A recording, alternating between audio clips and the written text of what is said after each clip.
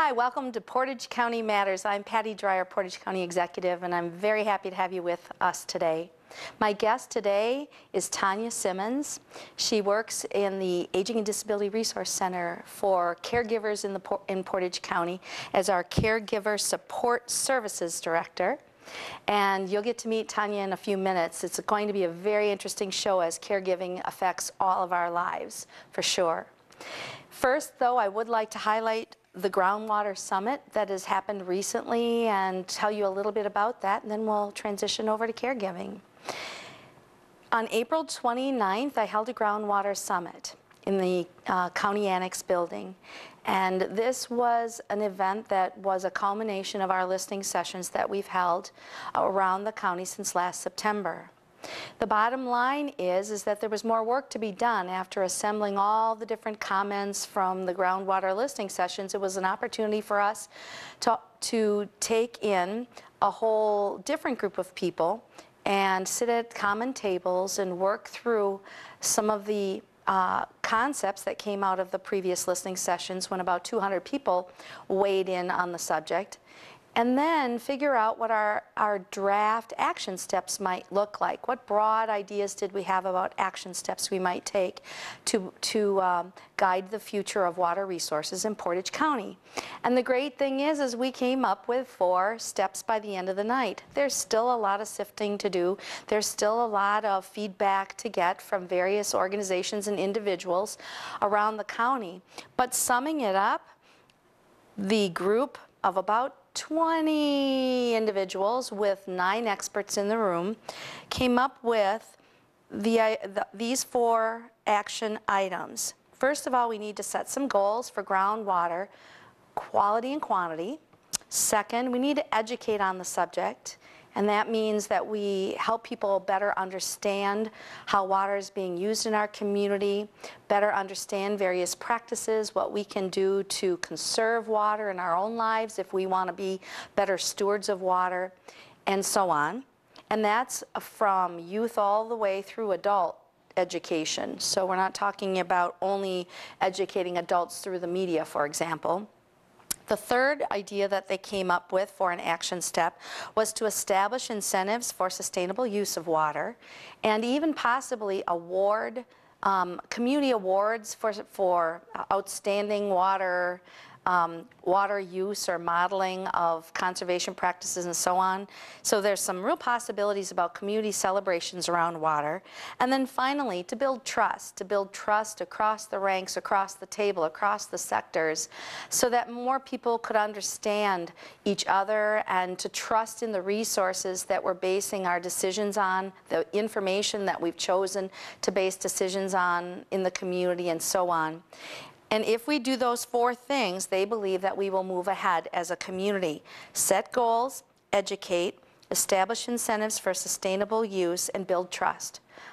I just thought that was an absolutely fantastic outcome as a preliminary outcome of that night. I still need to do a lot of coordination to flesh out all the particulars, but it was a challenge in 2.5 hours or so to facilitate a process that we could lift off those other listening sessions and use the categories that those other ideas had been clumped into once we sifted through the 200 people's groundwater listening session thoughts.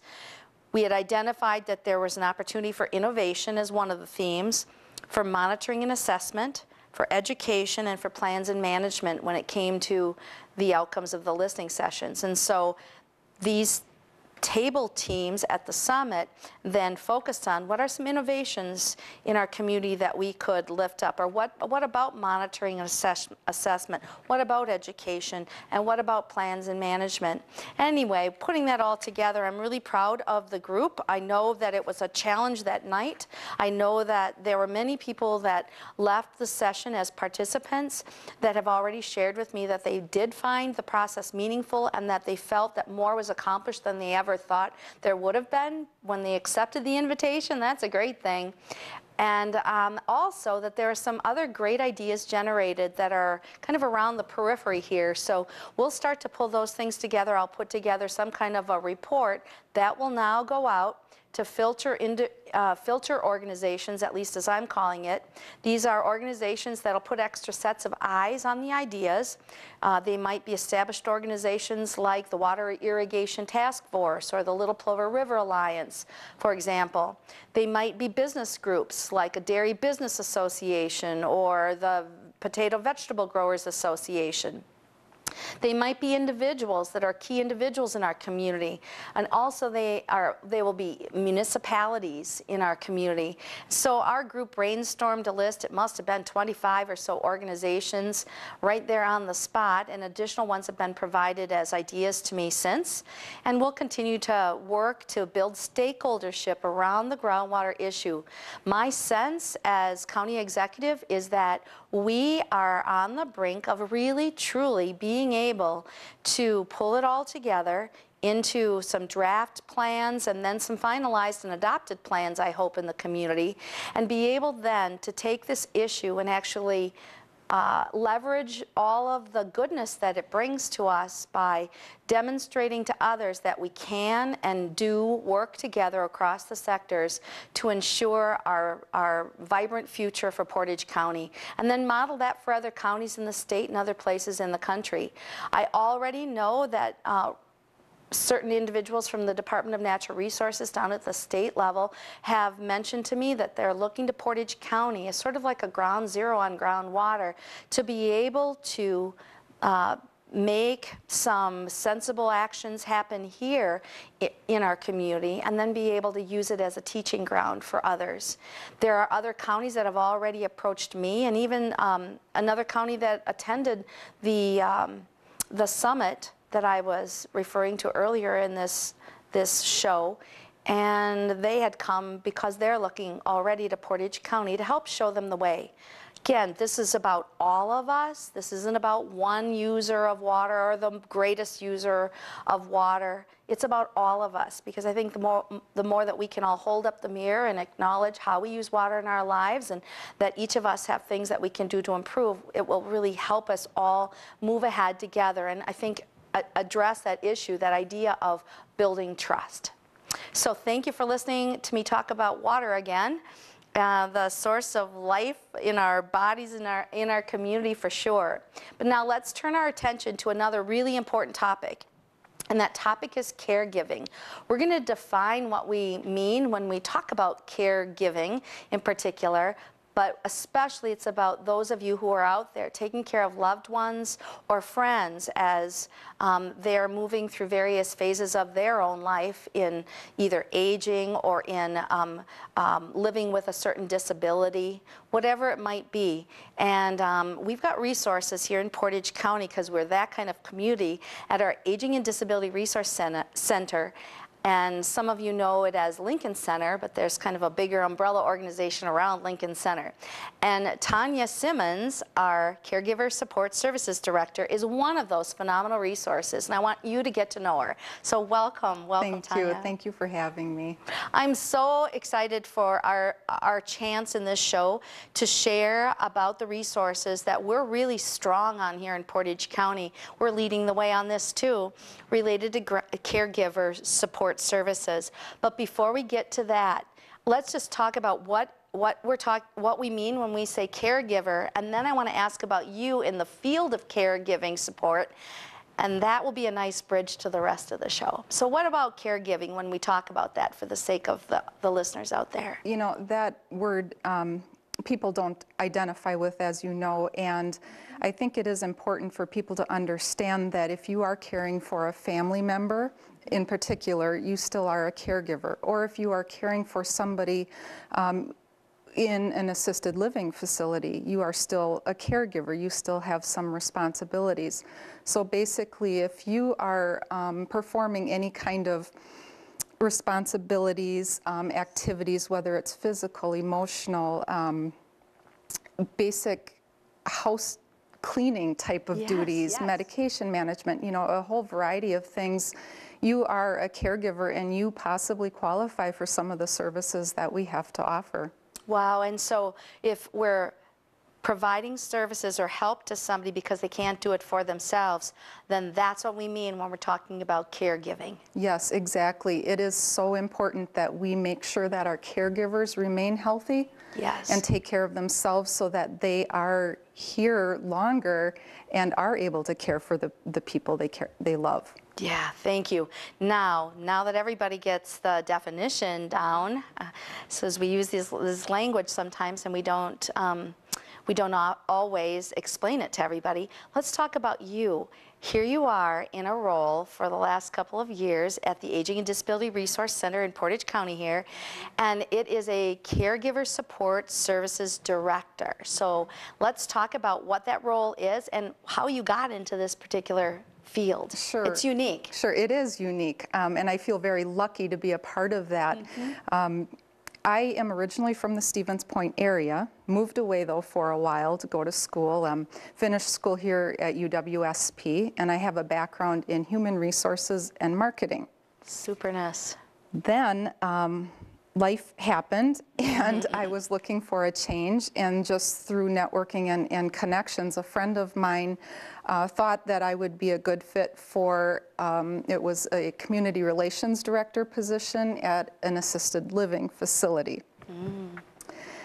I, in that position, helped families navigate through those difficult decisions, all the way through family disagreements, the financial aspects of placing their parent or person they're caring for in assisted living or whatever other options, we come up with.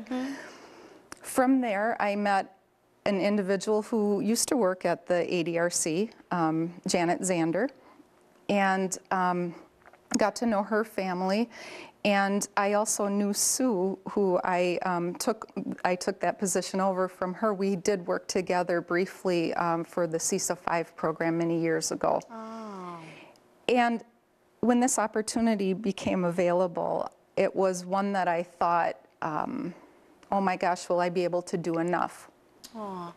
So, one thing led to another, and working with seniors in particular, I wasn't really sure how well I would do until I realized that it's something I could not ever not do.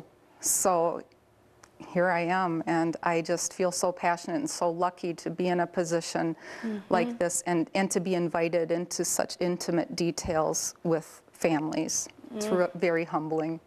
Wow. So talk about your unit at the Aging and Disability Resource Center. Then how many staff do you have? And let's talk about some of the programs under that particular area of our services in the county. Sure. Like you had mentioned earlier, the Caregiver Support Services Department is very unique, and it's a system that seems to be working, and it is unique to Portage County. Other counties, I'm learning, have similar programs, but we are lucky in the fact that we are umbrellaing so many services that are really related to each other. So what's really nice about that is, as I get to know a family and earn their trust, I'm able to refer them to other programs within my realm and personally introduce them to the coordinator responsible for those other programs. So for an example, the Adult Day Center, celebrating its 32nd anniversary this fall. Wow, I can't even believe it's that long. I know. That's terrific. It is. And undergoing some great enhancements, one being the Veterans Association. We recently, actually the beginning of this year, were approved to receive funding to pay for veterans' participation, qualified veterans. And what I mean by that is, as long as they're doctoring with a physician in either Toma, Wausau, or Wisconsin Rapids, they may be eligible to participate in our Adult Day Center program. So let's talk about Adult Day Center just to stop for a second. There are probably some viewers who don't have any familiarity with our ADC or Adult Day Center. So let's talk about it. Okay, it's housed in the ADRC Lincoln Center, and we are able to have 40 participants participate in this low-cost day service. It's a great alternative to in-home care or other types of placement. And the staff, we have 3 permanent staff and several substitutes. And it's very customized programming for individuals. So if I'm at home and I'm caring for mom, say, and I need to get to my job during the daytime, this is an alternative place that I can bring mom with a registration at such a, you know, the details around that. And then what happens is that maybe you help her get a bath during the day or some other kinds of cares like that, or maybe there's medication management, or maybe there's extra exercise that mom needs, or maybe she likes music and you'll make sure that she has some music today, and these kinds of things happen during the daytime. Yes. And then I can come pick her up at the end of the day, at the end of my job, and we go home together again. It gives me a break from caregiving. It gives mom some really phenomenal programming. And this is a service at the Aging and Disability Resource Center, which is crazy awesome. It is. And now available to veterans. Yes. So those of you who might feel like you need a little break in your caregiving, whether or not you're going to a job or you just need to catch up on your own chores or something else, this is an alternative. And I know we have space in that program right now. We do, and we also can provide some transportation services. We're enhancing other parts of the program as well. We just incorporated the Music and Memory program, which is so exciting, and I know that I wouldn't be able to do the program justice trying to explain it. So, you know, I just highly recommend going out to YouTube and searching Music and Memory -Henry, and you will see a great explanation of that program. So we are utilizing that. We have the iPods, the iTunes card. We interview families or caregivers and try to understand what specific music, not just, oh, you know, my dad likes polkas, but more specific to the big life events that had taken place for them, the positive memories, those kinds of things. So they know when they come in for the day that they can check out their iPod, and it's not an activity replacement, it's just in addition to. And then along with that, we are utilizing our smartboard a lot. And what is great about that is as our participants needs change, hopefully they're aging in place with us for quite some time, we are able to customize and change up the programming instantly based on what they like and don't like. And it's sensory interactive too, so it's just really been a great enhancement. So Adult Day Center is part of the whole caregiving support services area of the ADRC. Yes. Talk about other elements of your programs that are under that bigger umbrella. Okay. Another one I'm very excited about is our dementia care specialist. That is a fairly new program, and Portage County was very lucky to and blessed to receive the funding to hire a full-time dementia care specialist last August. And it's so exciting to be able to work with her on these initiatives, and one of the biggest ones has to do with the Dementia Friendly Community Initiative. Tell everybody about that. That's like the leading edge. It is, and it's big. It's so big. But what the fun part is that we as a county are given the flexibility to customize it to meet the needs of the community and what they want. So we have put together a dementia-friendly committee, and we've been meeting since we hired this person, and more people are welcome to join as they hear about this and feel that they have input, or maybe we're missing something or whatever. And we're trying to identify, define what dementia-friendly in our community really means. So it's like a different kind of accessibility that we're looking for. As a person develops dementia, as my mother and father-in-law both had, So we're familiar with, I'm personally familiar with a few of the elements, but there are different physical, sensory, response kinds of parts to a solid community plan around that. Isn't that what we're talking about? Yes, exactly. In fact, what we've learned is, and you know, by trial and error, Yep. we're learning from other counties who were also blessed with this position. Safety is a big Yes. concern. So just making and working with businesses on some minor changes, such as some Walgreens have been adding red footsteps and arrows leading all the way back to their pharmacy. Red is a great color for somebody who is suffering from memory loss of some sort. The lighting in places, enlarging their print, just simple things like that. And also employer education, trying to get managers on board with training at least 50% of their staff on how you recognize somebody may possibly have memory loss, so that people can remain in the community, still frequent their favorite diner, for an example, go to the bank, and hopefully employees can help identify, you know, different types of situations that might be going on. Tonia, that's really, really interesting. So again, more folks are welcome to participate on planning teams or pre-planning teams. Yes. And they can call the Aging and Disability Resource Center and ask for some more information about Absolutely. that. We'll have the number at the bottom of the screen. Okay, I know good. it by heart, Good. but they don't. So, all right, so now Aging and Disability Resource Center, and we have dementia-friendly communities in our dementia care Yes. specialist position. Talk about what else is under your program. We also have the volunteer caregiver program, and that one is growing. It consists of approximately 80 volunteers who will go out and help people with household responsibilities, transportation, that type of thing. Really anything but personal cares. So be an extra hand. An extra hand, right? Yep. Right, and what happens is when we receive a referral or phone call that somebody is in need of, you know, mowing their lawn or transportation to the hairdresser, for an example, our coordinator will partner their needs up with these screened volunteers.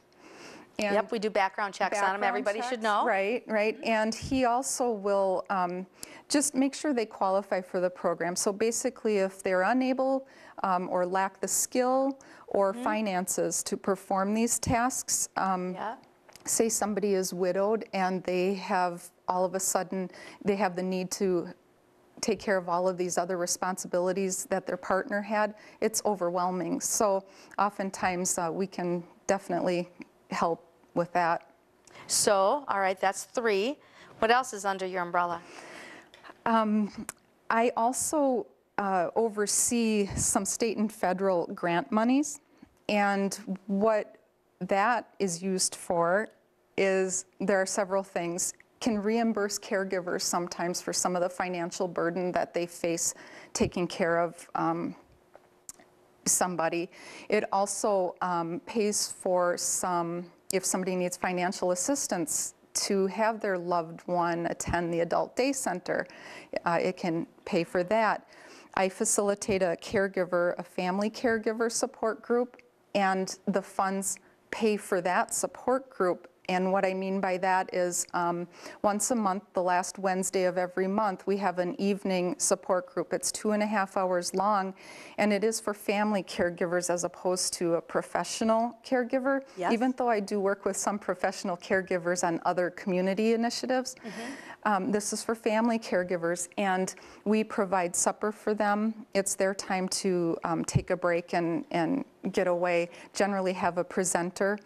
Since I started, that group has grown significantly to the point where we are adding a second support group starting in June, and it will be offered during the day, but a shortened version. It will be a 1-hour sharing.